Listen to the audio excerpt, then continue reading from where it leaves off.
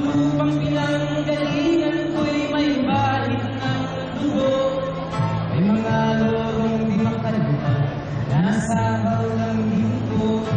May mga puno. Hindi po siya political wala kaming planong gawin siyang political group or lobby group, hindi po. Ito ay isang prayer vigil na continuing. Ang original po talagang hindi, kami lang po na magkakaibigan. 7 lang po kami na ang plano namin magdasal dito. Tapos yun nga, gumawa ng event, marami rin pala interesado. I think naman na meron pa rin namang mga pumunta yung mga nandito dahil alam nila kung bakit sila pumunta. And I think that is truly to abolish the pork barrel system. And I think that is important. I mean, whether 1 or 2 or 3 or 4, I mean, di ba? Sabi nga ni Lord, however people are gathered, kung nagsasama-sama tayo para sa kausang pinaniniwalaan natin, sapat na yun.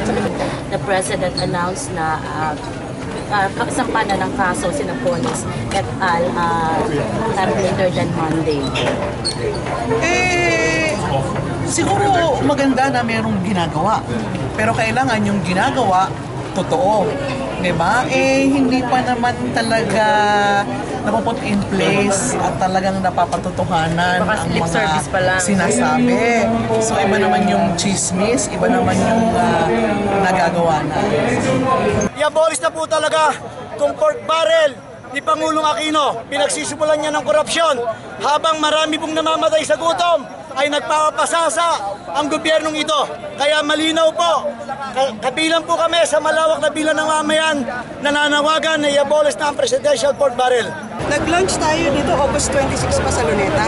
Pinagpapatuloy lang natin. Ma-achieve natin yung 1 million signatures ng mga tao. Lahat ng rally nalo kami para dito sa signature campaign. So far, mabila po signatures yun? Noong unang namin 30 to 40K, pero naka-saturate na kami ng mga barangays para nagbigay na kami ng mga ganito, and even agencies, government agencies, meron na kami mga So kumbaga, consolidate lang namin. Ilan po yung mga volunteers na umiikot ngayon sa Manila for the last few days?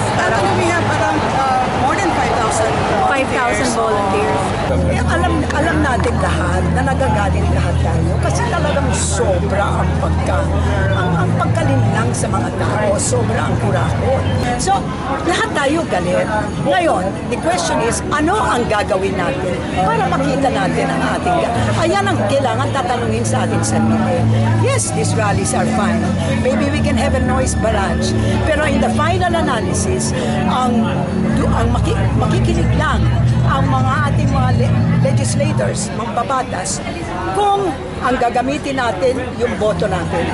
Yung mga tao na nakita natin nandoon na, may mga beneficiaries na wala ron, hindi huwag natin iboto. That is the final judgment, is it not? That's it. We can shout and scream, etc. But unless we act in a manner that is going to show them na talagang galit tayo, tuloy pa rin ang ligaya nila. The commitment, the continuity, the continuousness is a message po yan sa ating sa pamahalaan na hindi tayo, ayaw natin mabigo dito. Dati-dati ang mga bukid ay kulay ginto. Dati-dati ang mga tao silayan ng ibon. Dati-dati ay katahimikan ang musikang nagpapatulog sa mga batang ang sindo. Alam mo, hindi ko rin alam kung bakit ako napupunta ngayon sa ganito. Pero okay naman yung pakiramdam ko.